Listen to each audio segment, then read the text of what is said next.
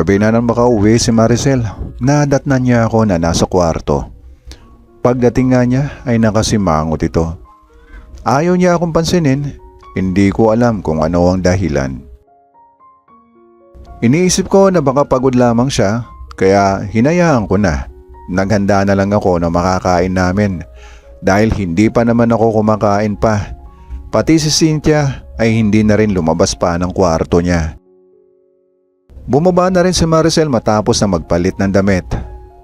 Nang makaupo sa harap ng lamesa, na sana magaling na babaeng yon, nakasimangot niyang salita sa akin. Baka natutulog na, tsaka bababa naman yun kapag gusto niya kumain. Sagot ko naman kay Mrs. Ano siya, prinsesa? Kailangan pang tawagin para kumain? Sagot naman ni Maricel. Hanggang sa natapos na kaming kumain ni Maricel, habang nililigpit ko ang pinagkainan namin ay umakyat na siya sa kwarto sa taas. Naninibago ako sa ugali ni Maricel. Pag-akyat ko sa taas sa kwarto namin ay gising pa si Maricel.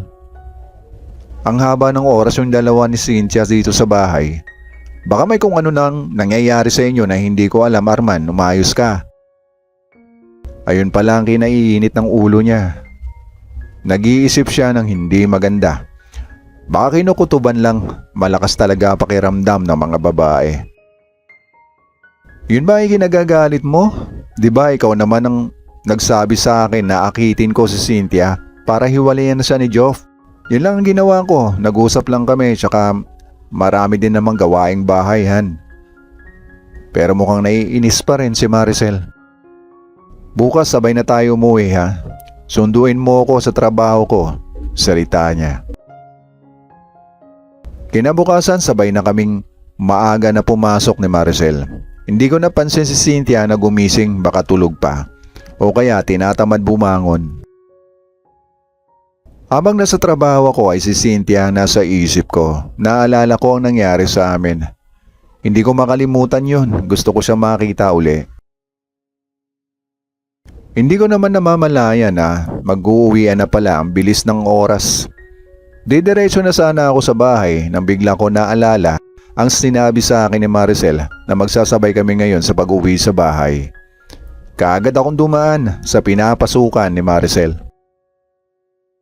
Napansin ko kaagad na mukhang naiinip na siya. Nakasimangot at mukhang galit na. Nahuli kasi ako nang dating ng ilang minuto. Galit na galit sa akin si Maricel. Kaagad niya akong pinagalitan at sinigawan. Napahiya ako ng gusto. Ang dami pa namang tao sa paligid. Pinagpasensyaan ko na lamang si Maricel. Iniisip kong mainit lang siguro talaga ang ulo dahil pagod siya.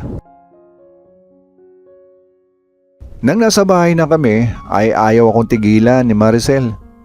Mainit pa rin ang ulo niya, lalo nga at nakita pa niya si Cynthia na naghahanda na ng makakain naming hapunan. Pagdating namin sa kwarto namin ay kaagad ko nga siyang kinausap. Tinanong ko siya kung ano problema niya, pero ayaw naman niya sabihin sa akin. Tungkol ba to kay Cynthia? Sige, tigilan na natin to. Tigilan na natin yung plano natin. Kausapin ko na lang si Cynthia na umalis na lang siya dito sa bahay para sa ikatatahimik natin pareho. Salita ko kay Maricel na ayaw pa din umimik. Kinabukasan pagkagaling ko ng trabaho ay diretso na ako sa bahay. Nadatnan ko nga si Cynthia. Hindi niya inaasahan ang pag-uwi ko ng maaga. Ang akala niya ay kasama ko si Maricel. Cinth, pasensya ka na kay Maricel, ha? Ewan ko ba sa ate mo na yon? Sadyang masayahin lang talaga si Cynthia. Mukhang hindi siya apektado kay Maricel. Pinag-aawayan ka namin. Gusto niyang umalis ka na dito sa bahay. Salita ko kay Cynthia. Ganun ba? Wala namang problema sa akin, kuya, eh. Aalis ako anytime. Pero kuya, masarap yung ginawa natin kahapon. Pwede bang bago ako umalis magtsyugtsyugan muna tayo? Pagkasabi ngang yun ni Cynthia ay kaagad kaming pumasok sa kwarto niya. At dito ay may naganap na tsyugtsyugan na naman sa aming dalawa. Hindi nagtagal, may kumatok na sa pinto. Nagmadali akong magbihis at pagbukas ko, si Maricel ang aking nakita. Galit na naman siya sa akin, bakit daw ang tagal kong buksan ang pinto. Napagsasalitaan pa niya ako ng hindi maganda. Maya-maya ay nakita ko nang bumaba ng hagdan si Cynthia, dala-dala malaking bag niya.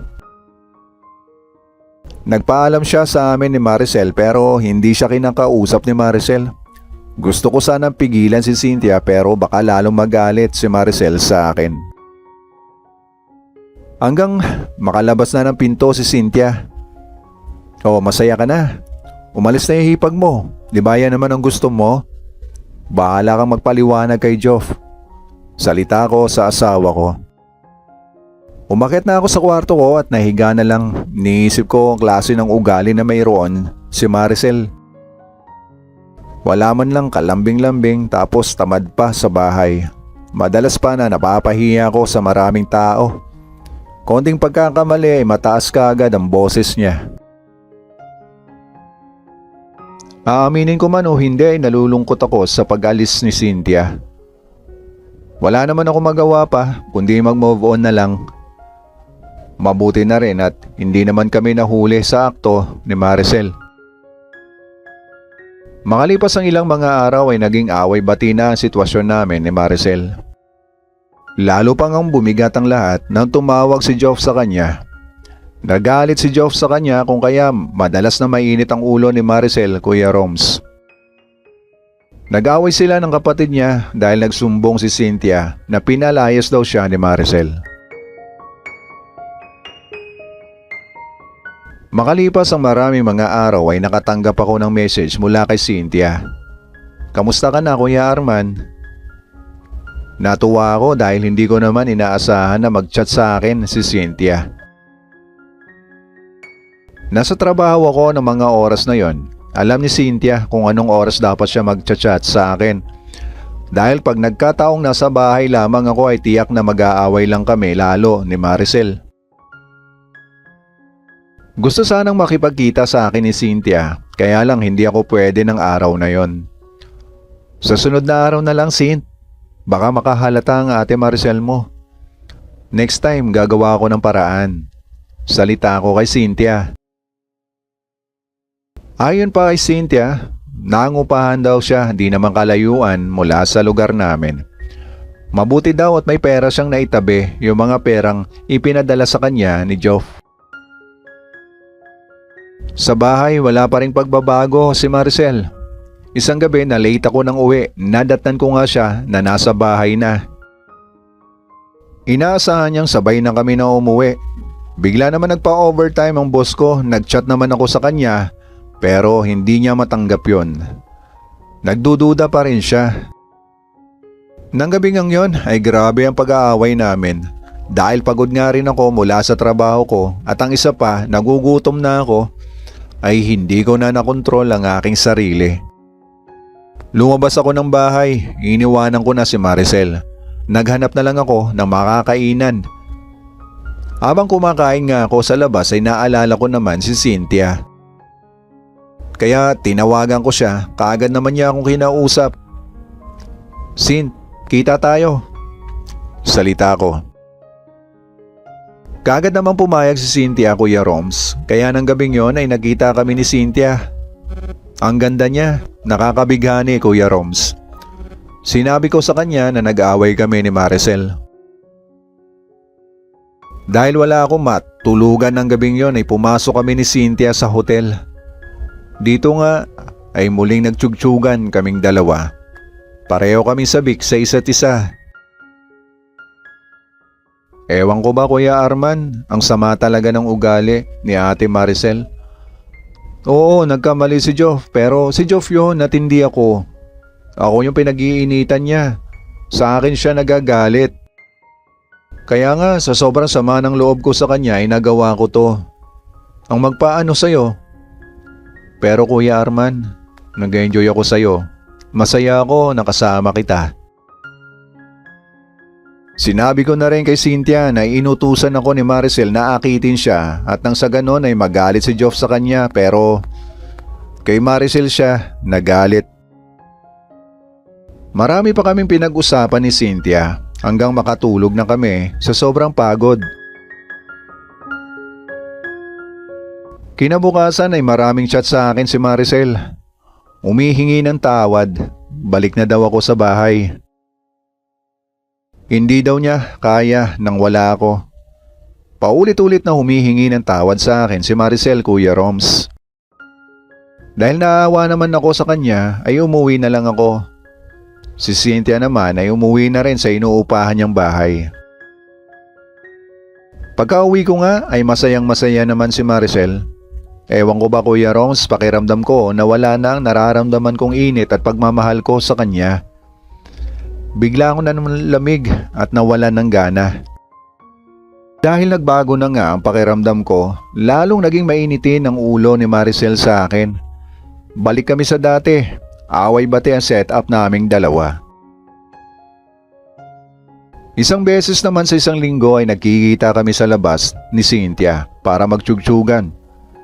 Hindi kami nahahalata ni Maricel dahil sobra kaming nag-iingat ni Cynthia. Hanggang lumipas ang panahon ay nararamdaman namin ni Cynthia na mahal na namin ang isa't isa. Kaya nakipaghiwalay na lamang ako kay Maricel, Kuya Roms. Si Cynthia ay ganun din kay Joff. Tama ba ang ginawa namin ni Cynthia, Kuya Roms? Maraming salamat po, Arman.